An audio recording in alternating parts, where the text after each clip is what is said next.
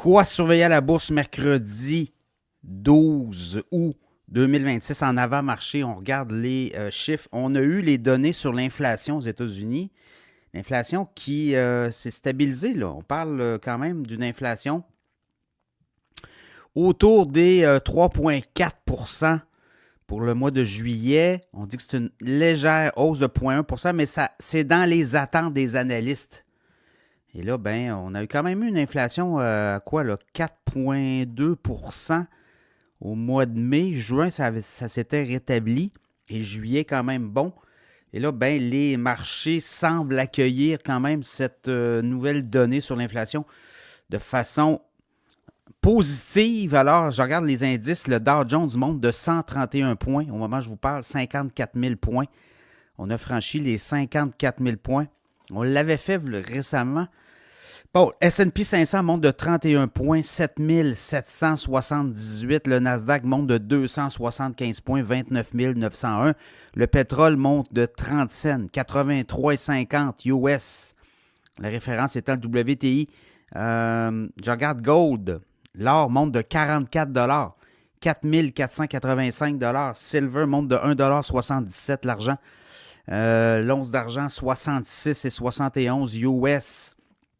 Pourquoi ça monte? Bien, le fait que l'inflation soit quand même limitée, ça renforce la thèse. Parce que vous avez vu aussi les emplois la semaine dernière aux États-Unis pour le mois de juillet baissent. En fait, il y a eu une perte de 23 000 postes.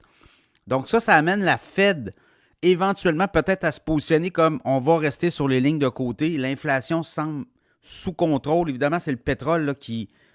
Le baril de pétrole est monté à 92-93 $ il y a quelques semaines. En juillet.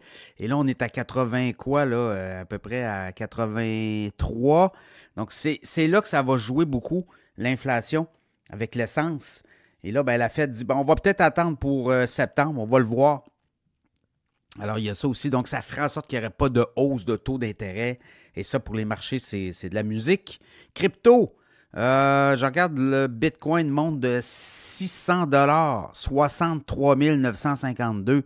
L'Ethereum monte de 33 $, 1905 $. Hier, la SEC a laissé entendre qu'elle pourrait réglementer l'industrie de la crypto si les parlementaires et si les sénateurs aux États-Unis ne le font pas, ben la SEC va le faire. Donc, voyez-vous, il y a un jeu là. Les parlementaires et les sénateurs n'ont peut-être pas voulu aller là, de réglementer puis de jouer le jeu de Trump. Alors, la SEC qui dit, ben on va le faire, nous. Alors, ça va être des règlements. Alors, ça suit ça aussi, parce que ça peut donner un break à la crypto éventuellement et un retour du Bitcoin en hauteur, tout comme l'Ethereum, entre autres. Bon, Kospi monte de 233 points. Kospi, c'est l'indice de Corée du Sud, notamment très axé sur les microprocesseurs. Donc, aujourd'hui, tout ça monte. Après ça, quand je regarde les marchés asiatiques, le Kospi monte, Nikkei monte, mais Hang Seng à Shanghai, le Hang Seng, la bourse de Hong Kong baissait un petit peu. Alors, on est asiatique, on est très partagé. En Europe, on est vert, à part le CAC 40 en France. Donc voilà, bon, les histoires du jour, il y en a pas mal, là. Il y a beaucoup de résultats financiers très intéressants. Là, je regarde rapidement, Nebius monte, je vais vous le donner, là, Nebius monte de 16,7 % d'avant-marché, 32,27 $ de hausse, 225,50 au moment où je vous parle. Nebius a eu des résultats financiers très bons. Alors, ça donne des ailes à Nebius. CoreWave a eu des très bons résultats financiers aussi. Dans le cas de CoreWave, je regarde le titre monte aussi, là, CoreWave. Je vais vous le donner, le titre. Et c'est quand même une très forte hausse. CoreWave monte de 17,67 $. C'est quasiment 19,6 % de hausse.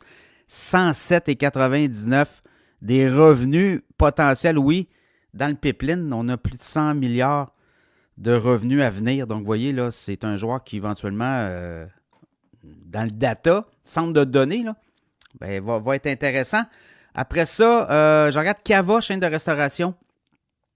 Des bons résultats financiers. Le titre monte de 10,47 $ en avant-marché, 71,28 $.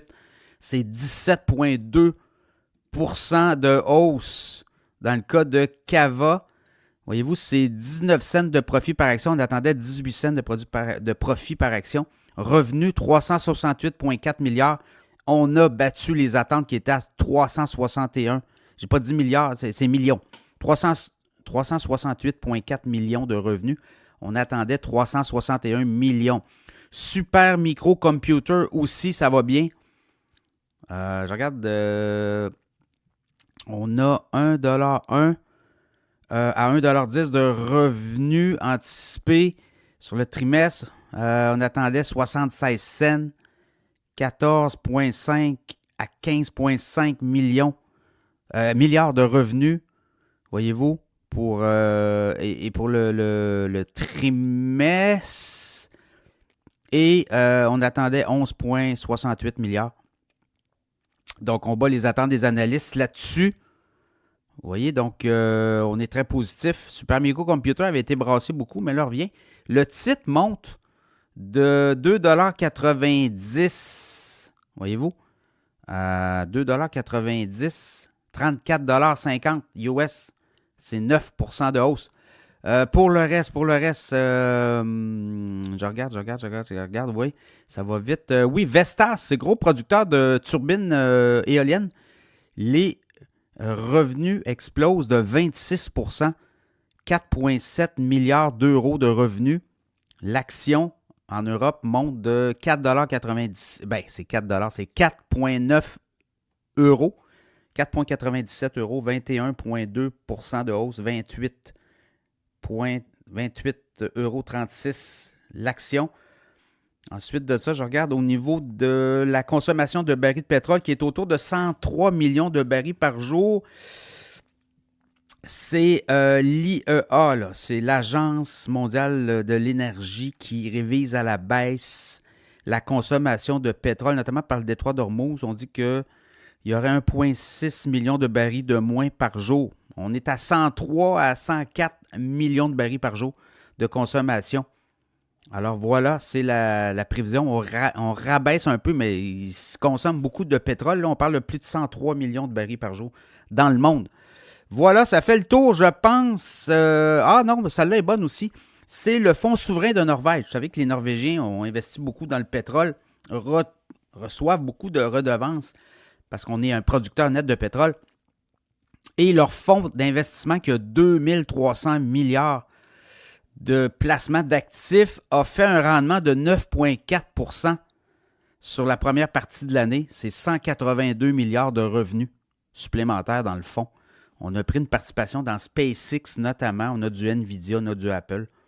Alors voilà, c'est un peu l'espèce de la caisse de dépôt. Mais là, il faut savoir, eux autres, la caisse de dépôt, c'est des déposants. C'est pas pareil, là. On comprend qu'il y a les fonds de pension, le REGOP, par exemple, ou encore la Régie des rentes qui vont placer leur argent à la caisse de dépôt, mais ce n'est pas l'argent nécessairement des Québécois dans la mesure où, alors que le fonds Norvège, ben, l'argent est vraiment, c'est comme si le fonds des générations avait 2300 milliards de placements d'actifs et avait généré 182 milliards de revenus sur les 6 premiers mois.